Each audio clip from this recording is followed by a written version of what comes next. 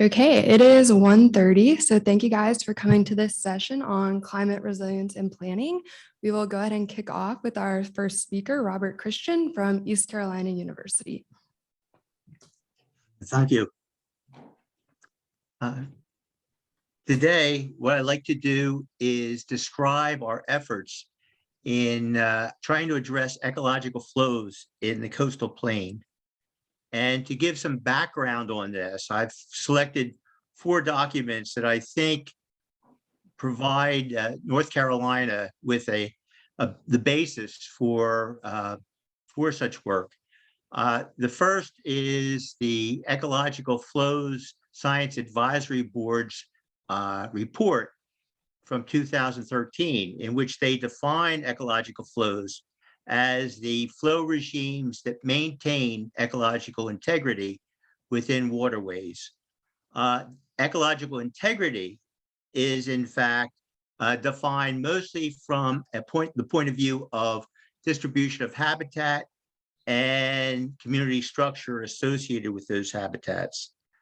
While the North Carolina Coastal Habitat and Protection Plan does not directly address ecological flows, it does provide an excellent document for relating habitats to marine living resources within our coastal plains. So it's useful from that point of view. After the Science Advisory Board produced their report, the Albemarle-Pamlico National Estuary Partnership picked up on some of the ideas in association with the Albemarle-Pamlico Sound and tried to develop an ecological flow perspective within their conservation and management plan. One of the things that came from that was a flows action team that has been active for a number of years, and the production of 2 funded projects. The first led to this report by O'Driscoll et al., in which they essentially inventoried the information that would be available in terms of hydrologic cycle and water budgets, et cetera, and flows within the coastal plain of North Carolina. The second grant that they've allotted is to this group to do a pilot study within the Trent River. That pilot study involves using 20 years worth of data from DEQ and USGS, as well as data that we are collecting currently. Now, in dealing with ecological flows, this cartoon sort of represents a conceptual model of how flows are developed and also the differences between mountain, Piedmont, and upper coastal plain, which is where the emphasis has generally been, and the lower coastal plain. We begin with low flows arising from dry conditions and human use. Stream flow slows down. And in the higher elevations, what you tend to find, or what is emphasized, is that you have decreases in water levels. These decreases in water levels then change the habitat distribution and availability within the stream. And as different species and guilds rely on those habitats in different ways, it can change its community structure. In the lower coastal plain, we begin much the same way. Dry conditions, human use lead to low flows, but those flows can only limit or only reduce stage to the point of sea level. So what happens is you run into a situation where the flows are lowered, it reaches sea level, and what you have instead is increased downstream effects or effects from downstream. And one of those effects is upstream migration of salt. This then stresses sensitive species and provides opportunities for tolerant species, thus changing the community structure. So this is much more of a horizontal response as opposed to the vertical response in the Piedmont and upper coastal plain. So I'll be focusing largely on the red parts of this cartoon, but also the blue parts, which is something that few of those documents that I've mentioned really have addressed, and that is, how do humans that use these resources perceive low flow conditions and responses, or low flow conditions, and then how do humans see responding to them and trying to mitigate those responses. So as I mentioned, the Trent River is the site of our pilot study. The Trent River is in the coastal plain. It runs from Lenoir County through Jones County into Craven, emptying out in the upper part of the Neuse River estuary. What is really essential to this talk is this elevation curve, which shows that by the time we reach sites KI, which are just upstream from the town of Pollocksville, we approach sea level. We approach sea level. So keep that in mind as I show the rest of the slides. So the rest of the slides, at least to a point, will have up in the upper part an indication of where it is in that cartoon I am addressing. So in this case, the beginning, it's the no-brainer part of the whole story, which is that dry conditions lead to low upstream flows or low flows. So here's drought index, and this is flow at the most upstream station that was in the last graph. And we see that, sure enough, as drought conditions go up, low flows go down. Now, this particular bit of information represents monthly mean flows over a 20-year period.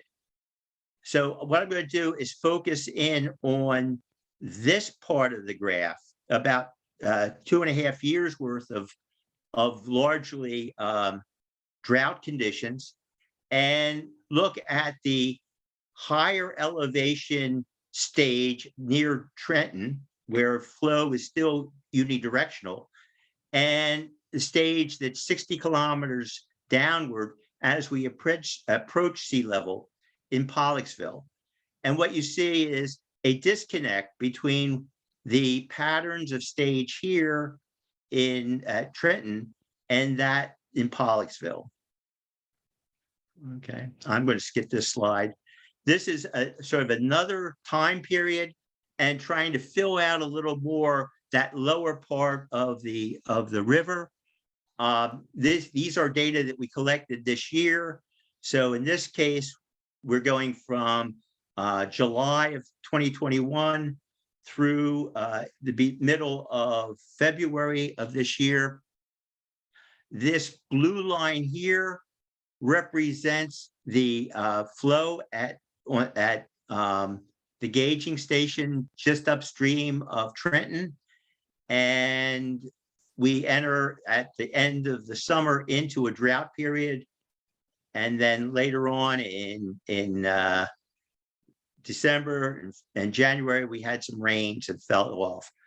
You can see the pattern here at the most downstream site, which is just a few kilometers from the mouth of the Trent River, that it was, the salinities were very low, or the conductances were very low when river flow was high. As soon as that river flow dropped off, they rose and they've maintained a high level. Interestingly, they drop off before you really see flow picking up upstream. So what we're seeing here is probably a estuarine effect, or an effect from what's happening in the Neuse River and the Neuse River estuary. This is a little farther upstream, and we see the pattern is very similar. This is Pollocksville, right at that change in condition from sort of above sea level to near sea level, and it's just doing what it wants to do. It really is not linking very well to either of the patterns. Okay. Also, in the last year, we've had an opportunity to do longitudinal transects up the river, and we did one in November, one in March, both during drought periods. And basically, the hotter the color, the more salt, and we see this intrusion of salt at reasonably high levels into the estuary, pretty much the same at both of the measurements. To give you a feeling, Mallard Cove is about 18 kilometers upstream from the mouth. So that's about where the intrusion of salt is occurring. Okay, so the next part of the story is that this migration of salt will provide a stress on sensitive species. So this is basically a literature review of wetland trees, both mature trees and seedlings and specific species, as well as fish, both effects on spawning and egg production and mortality, and on the adults. And we see that a number of these categories are sensitive to fairly low levels of salt, about 2 parts per thousand. And most of them, if they're going to be sensitive at all, by about 6 parts per thousand. So I took these two levels and I put them in the context of specific conductance information. Again, these are monthly averages over a 20-year period for the Trenton. Oops, sorry. For Trenton, for Pollocksville, for Trent Woods, which is near the mouth, and then at the mouth in Newbern. And both Trenton, neither Trenton nor Pollocksville had any condition where the salt was enough to be stressful by the criteria I gave. However, about 50% of the time, the Trent Woods was above 2, and about 10% of the time, it was above 6, whereas at Newbern, it was above 2 about 60% of the time, and about 20% of the time, was stressful above 6 parts per thousand. So that's sort of where I want to leave the natural science for a bit.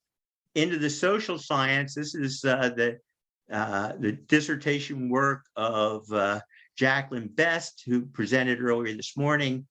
She looked at perceptions and preferences related to flow of 77 people from a survey that was available both in person and online.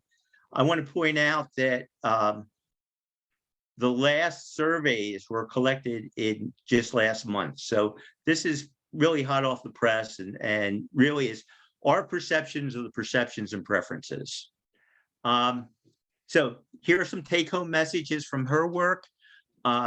First of all, concerns.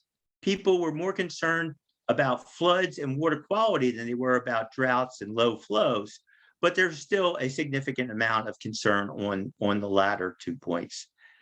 For causes of low flows, the consensus was that drought was most important, but also overuse by larger users was sort of next in line. In terms of how to handle it, the emphasis was on addressing the larger users, but not in a punitive way, more in a conservation promoting way and subsidies and direct payments, and then a desire to be involved and at least knowledgeable about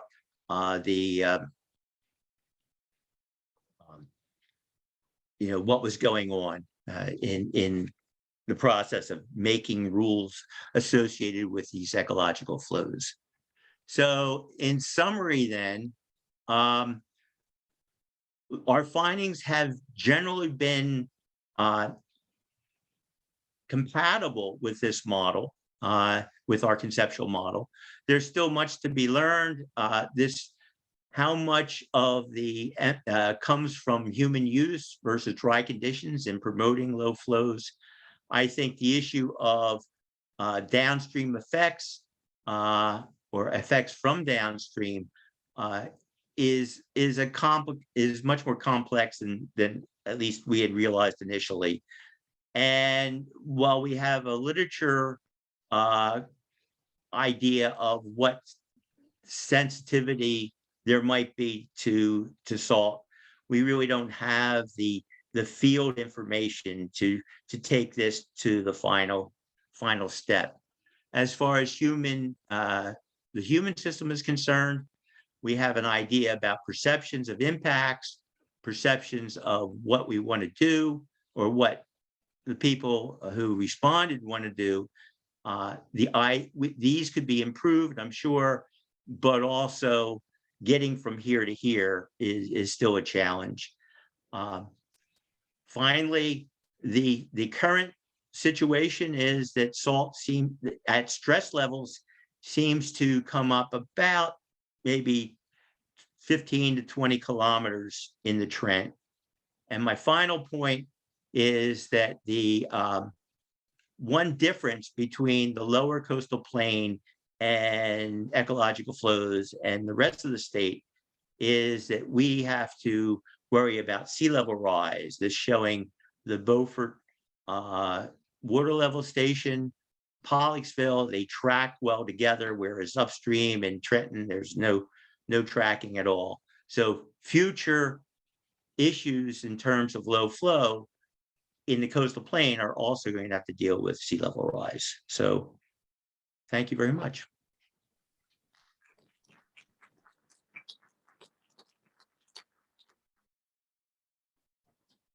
Great. Thank you so much, Robert. We have a few minutes for questions, so we can field any questions in the room. If you have questions, you can raise a hand and we'll bring you a microphone. Or if you're joining us virtually, you can drop your question in the chat and we'll read it out loud for Robert to address. So does anyone have any questions? I can kick us off with a question, actually. I was wondering if any of the sensitive species that you noted have an ecological or commercial importance that's worth noting. Well, certainly the species of trees are important to the existence of the wetland forest. So from an ecological point of view, they're foundation species and therefore are important. As far as fish are concerned, I think striped bass and the anadromous fish that are involved in fisheries are in that category of at least part of their life cycle being sensitive. Thank you. Are there any other questions in the room? Okay. For those, is it on? Okay, for those sensitive species, there was like an upper and a lower threshold. Is that just, Yeah, what was that? well, in the case of the fish, I got most of that information, I got all of the information from the chip. And what they talked about was optimum versus suitable. So the optimum was the lower of the two values, the two parts per thousand as the sort of the overall, and the suitable was the 6. As far as a couple of the sources that I found for trees gave a range. So it represented the low value in the range versus the high value in the range. Thank you so much again, Robert. It is 1:50, so we will move to our next presentation from Nicole Barclay from UNC-Charlotte.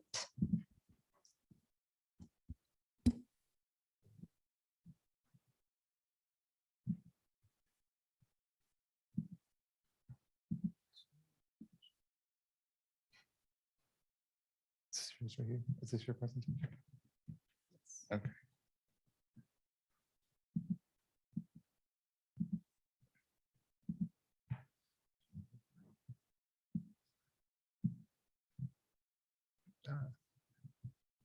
Sorry, so 1 second.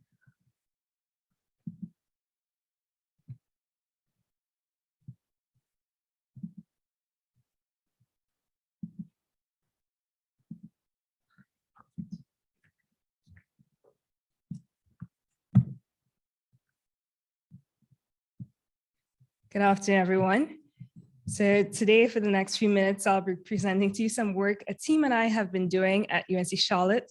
So I've been working with Dr. Michael Smith, my colleague, and we've been mentoring the following 4 students that you see listed there on this work, looking at the development of data-driven analytics tools to support prioritized management of stormwater infrastructure.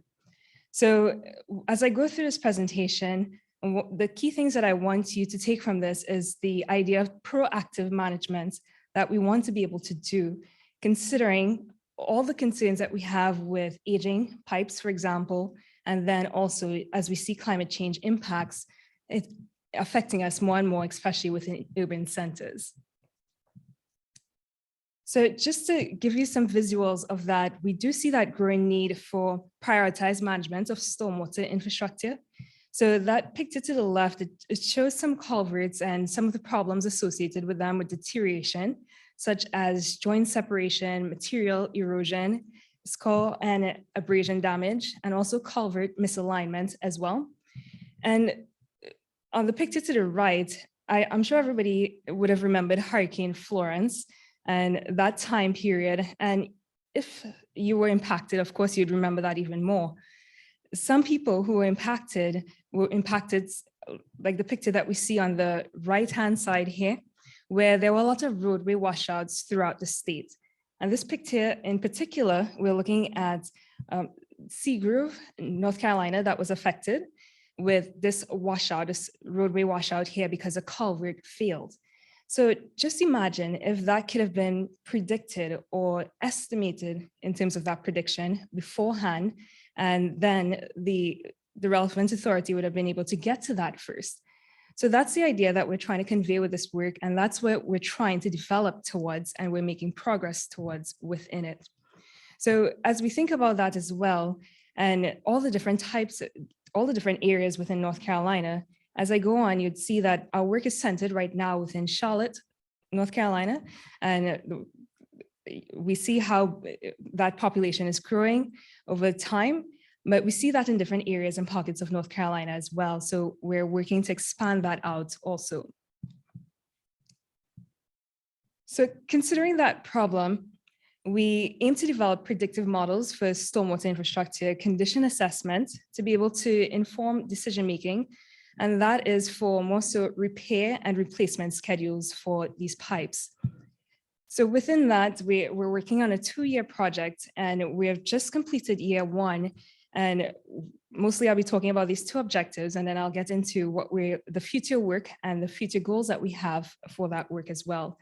So within this past year, what we were able to do, we're able to estimate current conditions based on measured data and infrastructure characterization. And when I say that infrastructure characterization, I'm talking about that pipeline data, the storm pipes and culvert data. And then we were able to design some models to be able to predict conditions via data analytics. And these models, these are machine learning models that we have built and are continuing to refine to be able to get better results from. Right now, we're working on training and validating those models by evaluating each of them and making sure to verify those results. And further on, we'll be identifying those at-risk pipelines and culverts within our study area. So that whole process is summed up within that engineering process, essentially. So that design phase, the development phase, the implementation phase, and of course that testing phase. And of course, there are reiterations across the board for that as well. So to give this is a visual of the process that we're using currently. And we're using machine learning as this proactive approach to be able to prioritize our infrastructure needs. And we realize there's a lot of strength in machine learning methods to be able to process large data sets. So in every other field, we see data amounting to more and more, and it's growing exponentially. And we see that within our field here as well as it relates to stormwater infrastructure. But many people have used machine learning to actually assess or to develop solutions for the problems that we're seeing within the stormwater infrastructure industry. But we see it applied across the other fields. And well, the closest, of course, to stormwater would be water and wastewater. But we want to give stormwater infrastructure a little bit more attention. So within this, of course, going through the stages, and I'll be talking about data collection and how we went about that, the preparation. So within step 2, for example, so that data preparation, we're looking at several input variables as it concerns culverts and storm pipes. So looking, of course, at the physical characteristics like diameter, length, age, material, the buried depth, even the slope of it. And we're looking at the conditions around the pipe as well, those environmental conditions that could affect it. So we're looking at soil type as well. Then we're also looking at flow through the pipes as well. And continuing with that data, we're splitting that into different groups. So our training set of data, our validation set of data, and our test sets of data as we run them through the different types of machine learning models that we have designed. So we're using very representative and typical machine learning type of models that you'd see across fields in just about every single other field that we have. And those include artificial neural networks, logistic regressions, and decision trees. And I'll get a little bit more into that as well. But the end goal, so we have all this data being collected and processed and running through these models. And at the end, we want to be able to predict what those conditions are. So those conditions could be represented in different ways. So that condition could be represented, for example, by the risk that the failure of the pipes bring, also the lasting life of the pipe, for example. So we have different ways that we could evaluate that condition, and we are looking at those different ways that we can do so as well. So let's start just even to the right in this graphic here. So as I mentioned, we're looking at different types of input variables to be able to make these types of predictions. So within that, we're looking at both physical and environmental variables. So some that I just mentioned. On the addition, for the environmental side, we're looking at some variables such as water pH, the temperature, the soil pH, flow velocity. Even we're trying to see if the annual average daily traffic could tell us a story. So this visual here, this is of Mecklenburg County, and we're trying to join all that data. So we're using tools like ArcGIS, Python, and of course Excel to be able to process that data. And a lot's going on in here, but what this is to show is we're trying to spatially represent that data. And for the different colored lines, for example, we see the average annual daily traffic up until 2019 that we've gotten. And then there's small dots throughout this figure, which outlines Mecklenburg County, that shows some USGS sites where we're getting that flow data from. And then also we're getting some of the data like pH, for example, from Charlotte Mecklenburg Stormwater Services, their monitoring sites. So all of that, it's combined on this one graphic. And what we've been doing, of course, we've been evaluating those each section by each section. The gray images, those are all the pipes within Mecklenburg County that we have been looking at and narrowing down for our data set as well. So let's zoom into that just a little bit more as well. So in terms of the data that we started off with for this work, right here we'd see this is an outline. So now Charlotte is within Mecklenburg County. This outline here, it shows the city of Charlotte's boundaries within it. And then we have some blue areas. Those are all the pipes, all the culverts and storm pipes that we have data for. But then the pool gets just a little bit smaller. So we see that the pink lines, those are the pipes with the usable data from the usable data sets. We see that's a little bit less than the blue, right? So with all the data processing, we're realizing, okay, we can't use all of the data sets that we have currently due to some missing data, due to some data, all the fields aren't filled out completely. So then we had to really zone in on what we could actually use. So at the beginning, we started off with a really nice set of data. So over 176,000 lines of data, and really props to the city of Charlotte for being able to collect all of that and store that. But then when we zone in, you see the pink, we came out with a lot less than 176,000 lines of data that can't be used. So that would be more on the input data side. Now, to determine the condition, we had to be able to collect or understand the data that is on the assessment side, so the existing condition assessment. So there's a scale, so this rating scale, to show the ratings based on the condition of culverts, and this is determined by AASHTO. And on the left-hand side, what we'd see, we'd have different rating aspects.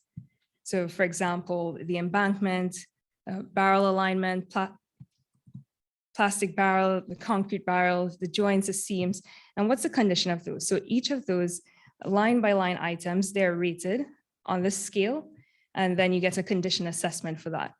So what we've been doing, so Charlotte Mecklenburg Stormwater Services, some representatives from the asset management group, they have taken some time and gone through their data with us to be able to prune what's actually most useful from it so that we can actually use for these models.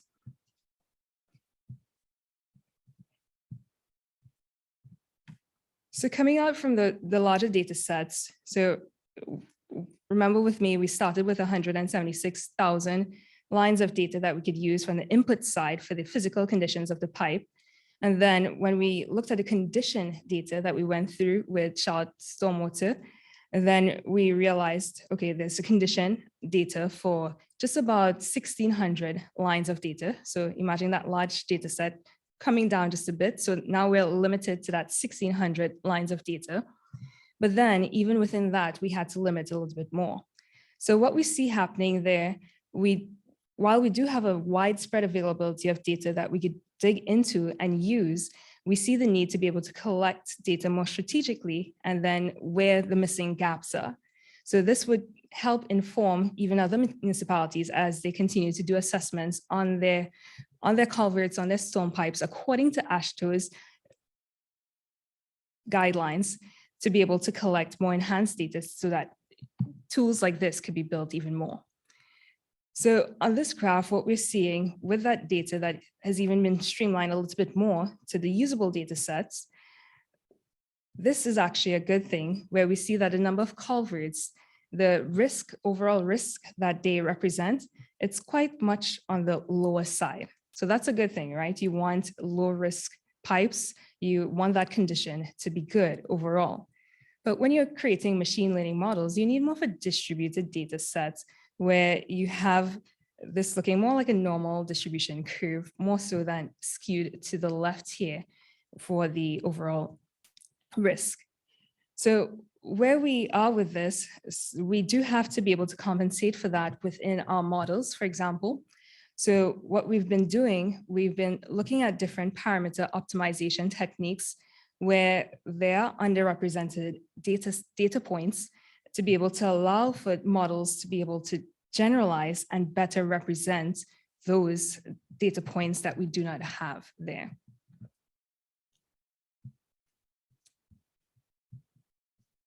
In terms of continuing with that processing and the grouping of the data, we continue to do so according to the physical characteristics. So what we're looking at in this table to the left here, we're looking at that the conditions based on the diameter and the length that have been grouped.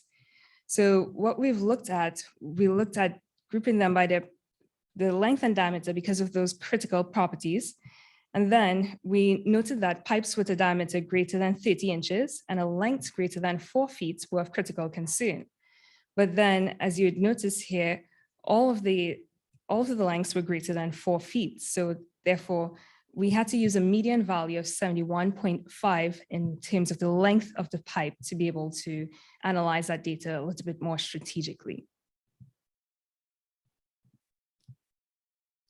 In terms of this one, so the overall picture that I wanted to give with this map here, this is a heat map where we're looking at correlation analysis between the different input factors and variables that we have within a model. So for example, at the top here, we have age, material, slope, diameter, and we'd see the same variables on this column as well. Diagonally, you'd see all of this. It's 1 across the board. That's because if we look at this, for example, we have our slope. Of course, it's a one-to-one relationship with the slope. But what we're trying to get here is that the higher it is, so closer it is to 1, the stronger the relationship that we see happening. So the values that are colored in the higher orange colors, for example, we see higher correlations in terms of that linear relationship for the pipes. So that was just an example of some of the conditioning that we've done before we've gotten to the different types of models that we've selected to be able to build on that data. And we have chosen 4 machine learning models for the condition predictions based on the literature that we have gone through and based on the applicability to stormwater infrastructure pipes in particular. And we've selected the artificial neural network, which is represented in the picture to the right here. And then also we've selected decision trees, the logistic regression, and multiple linear regression as well. In terms of the output and what that would look like from a tuned machine learning model, that would show the structural deterioration of the pipes with time. So this is an example of what we're looking to get once we tune up those models. Once again, we're in that reiteration process of that design, the development phase as we go through to develop the models. With that, we've also been looking at some performance and error evaluation methods to be able to determine how good these models are at the end of the day. So we're taking some error evaluation methods such as the root mean square error, the mean absolute error, the coefficient of determination. So with this, it sounds like a nice big stats class, but we are using that statistical measure to be able to determine how good our models actually are working at the end of the day. In terms of some preliminary results that we have for the model performance, what we have, I've compared here, so the multiple linear regression, the decision tree, and the logistic regression models. And we've done that by different groups that I've mentioned before. So pipes with diameter greater than 30 inches and our lengths also greater than 71.5 feet, for example. And we've done that for 4 different grouping categories for our data. And we've looked at the error results of that as well. So the deeper green, it represents the more desirable error values that we'd want to get. But what we realize, we need some more fine tuning with these numbers so that our accuracy could be enhanced with the models themselves. In terms of what we're looking to do with the data processing, we do realize that we have need for that additional real-time series data. So for example, one of the questions that comes up is how do we join that flow data, for example, which we have values for every single 5 minutes, but then we have condition assessments for every 2 years. So making sure that those are on appropriate timescales. And then we're going back to the parameter tuning and optimization from models. That's where we have that skewed data set, but we have to make sure that's a little bit more normalized so that the models actually make sense at the end of the day. And then of course, calculating what that risk would look like. Once again, it's all part of that design, development, implementation, and testing work to be done. I would like to say thank you for listening to our work, and thank you also to the Stormwater Consortium and Charlotte Mecklenburg Stormwater Services for the data, and of course WRRI for funding this work as well. A picture of the team who's working.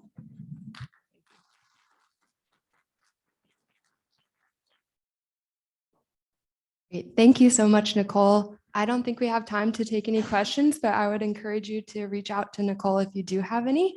So we will move on to our third and final speaker, Sheila Saia from the State Climate Office of North Carolina.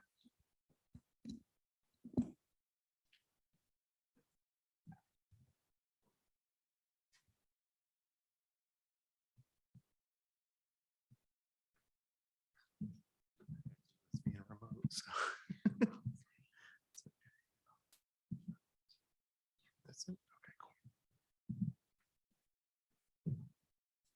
Great. All right. Good afternoon, everyone. I'm Sheila. I'm the Associate Director of the State Climate Office of North Carolina here at NC State University over at Centennial Campus. And today I'm going to talk a little bit about our North Carolina Econet. Here on this slide are a couple pictures of different Econet stations across the state in different environments and different seasons. So you can see a little bit of that. So in today's talk, I'm going to share a little bit about the North Carolina State Climate Office in case you haven't heard of us, and talk a little bit about my background as well. Next, I'll talk about our Econet, give some basics on Econet, how you can access Econet data. And then the last thing I'll talk about is some of the data-driven tools that we have developed and are developing that use Econet data. So a little bit about me. I'm a hydrologist and environmental engineer by training. And I think a lot about water resources, water quality, water quantity, and how weather and climate and the environment around us affect those resources. And that puts me in a really good spot to lead the Econet team at the State Climate Office, where we are managing and maintaining over 40 weather stations across the state. And I do a lot of work on my computer, so I'm very grateful for that technology. And I'll talk a little bit about what we're doing to help make folks have an easier time to access the data that we have through online platforms. So here is a picture of the State Climate Office. We are just below the National Weather Service Regional Office on Centennial Campus. If you're interested in learning more about what we do, Econet is only one sliver of that. So I encourage you to check out our website at climate.ncsu.edu. And we are on Twitter. We post quite frequently, actually. So please follow us there if you are a Twitter person. So at the State Climate Office, we have 3 main mission areas. They are research, education and extension, and monitoring. And Econet really falls mainly into that monitoring mission. However, it does touch the other 2 mission areas, research and education and extension. And so now I'll share a little bit of some basics about Econet. So what exactly is Econet? Econet stands for Environment and Climate Observing Network. Some of our stations date back into the late 70s, so they've been around for quite a while at some of the research stations operated by NC State.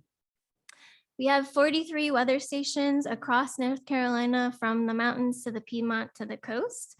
And each station makes up or is composed of a 30-meter tower, and we are measuring 15 different variables every minute. We send that back to our office every 5 minutes, and then that data is quality controlled by our staff and made available on our public data portals, which I'll talk a little bit more about later. We conduct regular and emergency maintenance of our stations. So we go out 3 times a year for regular maintenance and then emergency maintenance as needed. So for example, in the winter, in the colder months, some of our batteries might die because most of our stations are powered by a solar panel. So some members of the team will have to run out and replace those batteries. So we are doing that type of work. And checking to make sure that the stations are recording and reporting properly. Our members, the Econet team members do quality control. So we have some automated quality control, but we do have people looking at the data to make sure it makes sense and it is high quality. And then last but not least, the data is freely available to anyone. You can create an account if you're interested in downloading it. Or if you're stuck on that step, you can always reach out to one of us at the office. So here is a map of our stations across the state. So I mentioned there were 43 of them. We are in the process of growing, so we should have an announcement soon about a new station coming out. I just wanted to mention that this map is available on our Econet website. You can see the current conditions and you can actually toggle between different parameters. I took this last week when I was preparing for the talk. So I think some of the parameters, wind chill, we've taken down and we've put something else up in its place. So these change by the season, the different parameters that are available, but it's a good snapshot of that, of what the weather and the climate and environmental variables are looking like at that point of time when you visit the website. So each of our towers, as I mentioned, is measuring 15 different variables. So those range from wind and wind speed and wind direction to some of the standard, temperature, pressure, rainfall, relative humidity. We're also collecting soil moisture and soil temperature. We have a leaf wetness sensor, and we're the only network, state network in the US that has all of our towers outfitted with black globe thermometers, and I'll talk a little bit about that later. All of our towers, well, except for a few, all of our towers are mostly powered by a solar panel. And yeah, so that's a little image of our tower, what a typical setup looks like. So if you're interested in getting Econet data, there are really 3 ways to get it. The first is our Station Scout and Cardinal data portal. So if you're interested in kind of seeing what's available and clicking through the options and getting it that way. I highly encourage you to check that out. There's also a lot of great images there, so you can see different summaries of the data, how it changes over time, and how that particular time period you're looking at relates to our longer term record.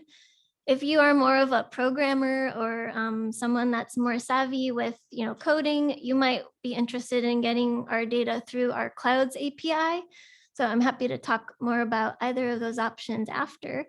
And of course, if you are really interested in a specific parameter, or you want higher resolution, I know these, so Station Scout and Cardinal and Clouds, I think Cloud, but Cardinal at least you can only download down to like, I think the daily, maybe the 5-minute data. But if you're one of those people, I want every minute of data, you're definitely welcome to reach out and ask us, sending us an email at help@climate.ncsu.edu, and we'll help you get the data that you need.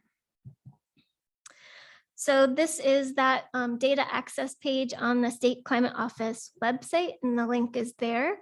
You can, as I mentioned, request data through Cardinal. If you just want to kind of poke around and see what's available before you download the data, definitely check out the Station Scout, and I'll show that page in a little bit. And then I mentioned the Clouds API, so that's for the more programmy friendly people.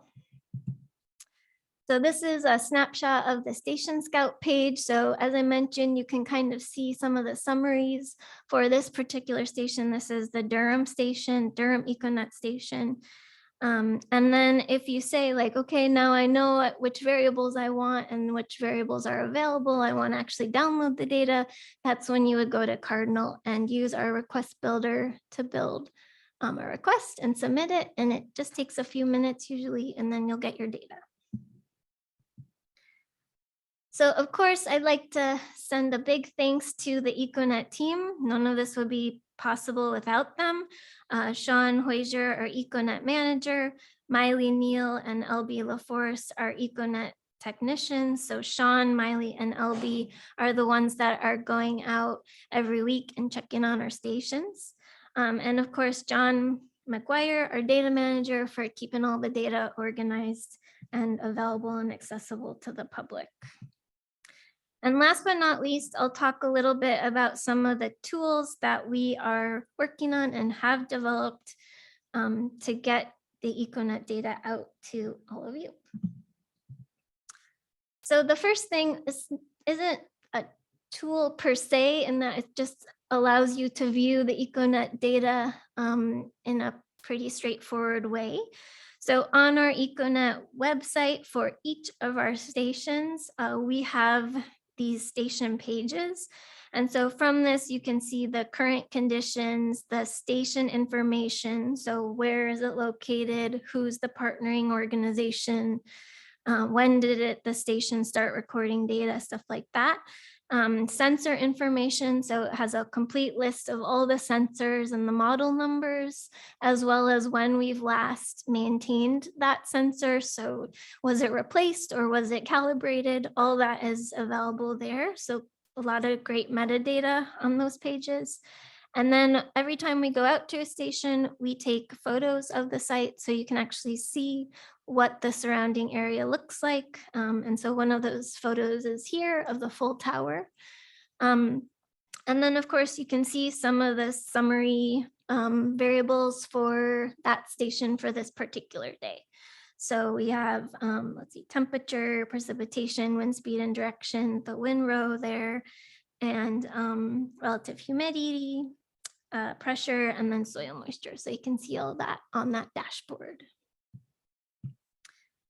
We also have daily, monthly, and annual summary tools that you can pull up a particular station and look at a particular duration, whether daily, monthly, or annual, and then look at a particular variable that you're interested in. So this one is at our Lake Wheeler station for this past month. And so I took this screenshot maybe last week or earlier than that.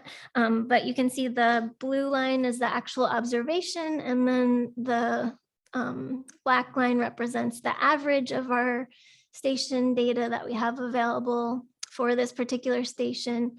And then the maximum and the minimum over that long-term record is also there too.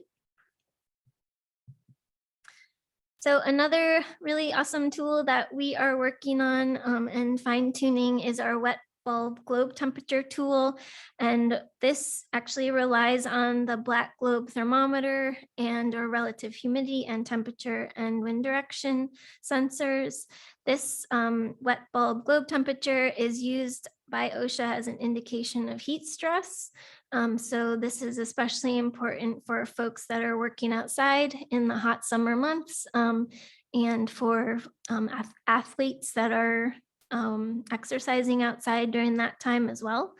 We are the only state network in the US that has that's outfitted with black globe sensors on our towers. And so this map here shows a particular day where we're able to show wet bulb globe temperature and the different categories, low, elevated, moderate, high, or extreme across the state at all of our stations. And so this can be used to determine, how long of a break do I need to take after I've been working outside in the sun. Another tool that we have that's powered by Econet data is our Inversion Tool, and this is helpful for current pesticide spray conditions.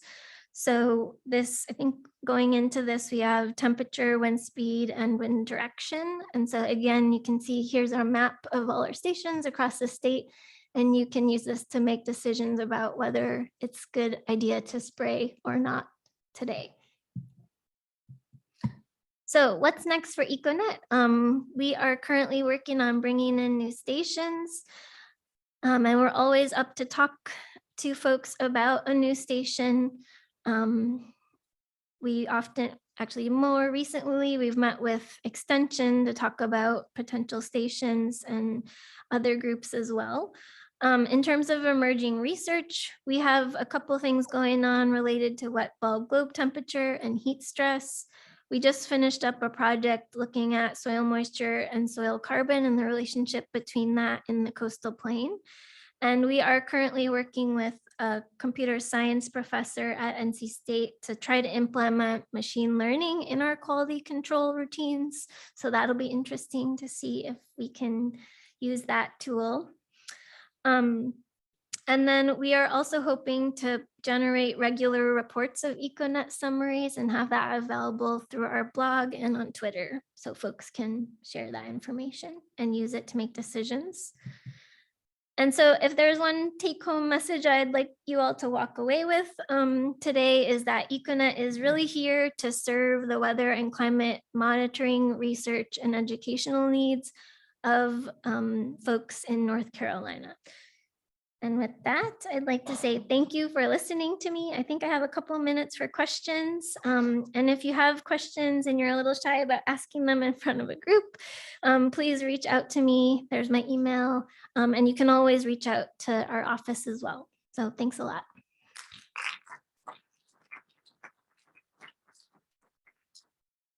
Great. Thanks so much, Sheila. We do have a few minutes for questions. So if anyone in the room has any questions, you can bring a mic around or you can come to one of the mics and I will field questions in the chat as well. So. You mentioned partners. What's the role of the partner in what you do? Yeah, that's a really good question. So it definitely varies based on the partner, I guess, in terms of like setting up an Econet station.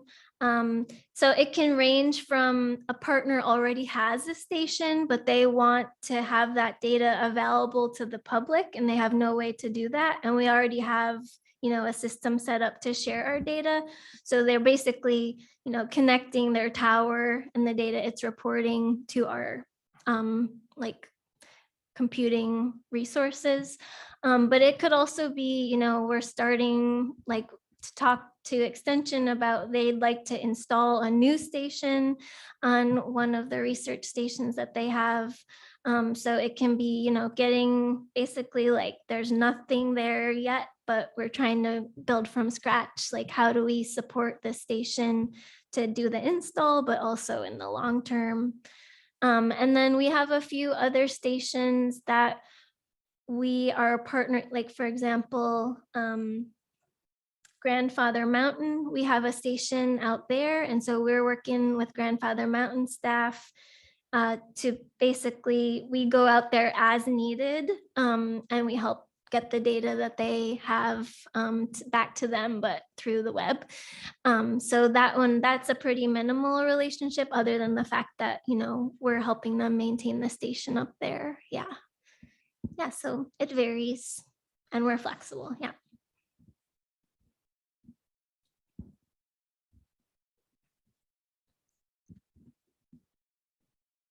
Curtis Weaver with the USGS. So as I look at your map that you showed, you have some areas of opportunity. Does the data you collect, and you think about the precipitation data that National Weather Service collects, does that kind of govern your site selection or trying to, I'm guessing, just want to kind of throw that at you and see how you responded. And are partners coming to you? Are you having to go and find partners? I'm dovetailing on the question just asked. If you can sort of expand on that, how you come into contact with your partners and develop those relationships. Yeah, thanks for that question. Yeah, it's a little bit of both. So oftentimes folks will come to us, but I think, so I was actually just hired this past summer. And I am leading the Econet team. We didn't have a really dedicated person before that, other than the manager and the techs. So I'm kind of supposed to be thinking about these bigger, like, how are we going to grow questions?